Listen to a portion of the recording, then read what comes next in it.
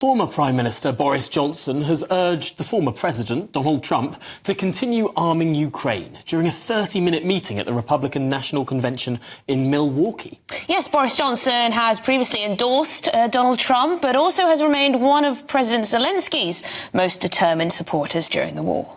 Well, we're joined now by media commentator and author of Reporting the War in Ukraine, Paul Connew.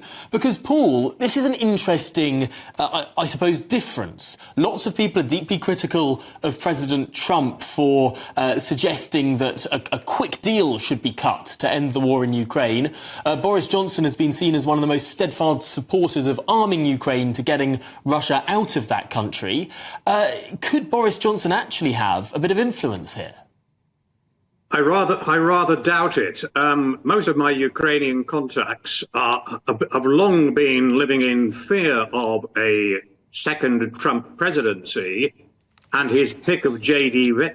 Vance as his running mate has only accentuated those fears. And Boris Johnson, I'm sure Boris Johnson, argued the case for supporting Ukraine at his meeting with Trump, but I doubt his influence is very great. And I think he's living in a false world of optimism by saying that he's confident that a second Trump presidency would support Ukraine. I think that the feeling pigs might fly, in fact, comes to mind there. And J.D. Vance has already made his view very clear. Hang on, though. Donald Trump, when he was president last time, sent NLAW missiles out to Ukraine. The former Ukrainian president met with Donald Trump, both of them businessmen. They sorted out a hell of a lot of military aid. That was true, but since then, Trump has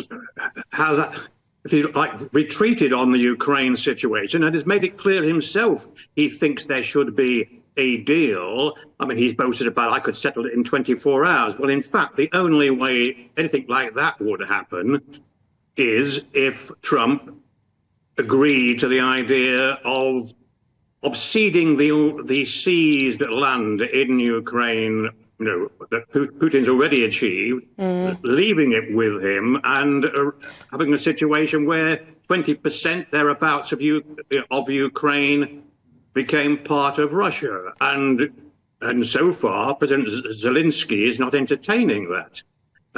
What's interesting, though, where Boris Johnson might have some influence is there are those, it was made clear yesterday, there were those, if you like, among traditional Republicans who don't favour abandoning Ukraine.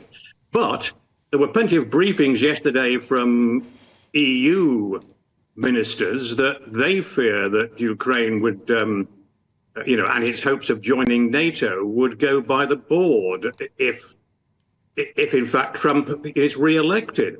And of course, this morning in the King's speech, she had a firm commitment from the Starmer government to carry on supporting Ukraine. But it could be that it's Europe who have to really take the hard decisions on how much to support Ukraine if a Trump-Vance administration were to row back. I mean, Paul, to play devil's advocate here, there's no end in sight to this war. Could it be that the vast majority of Americans want the next president to try their very best to put an end to it as quickly as possible? I'm sure there are a lot of Americans who feel that way, but there are others who don't. And it's one issue that seems to split the Republican Party itself between, if you like, the more isolationist wing, and the more traditional Republicans. But at the moment, unless the polls are wrong, we are going to have, like it or not, a second Trump presidency. And there's no one I know in Ukraine, politically, journalistically, who doesn't feel that a Trump presidency is very bad news for Ukraine's prospects. Well, Paul Connew, thank you so much for giving us that analysis, author of Reporting the War in Ukraine. Really appreciate your time.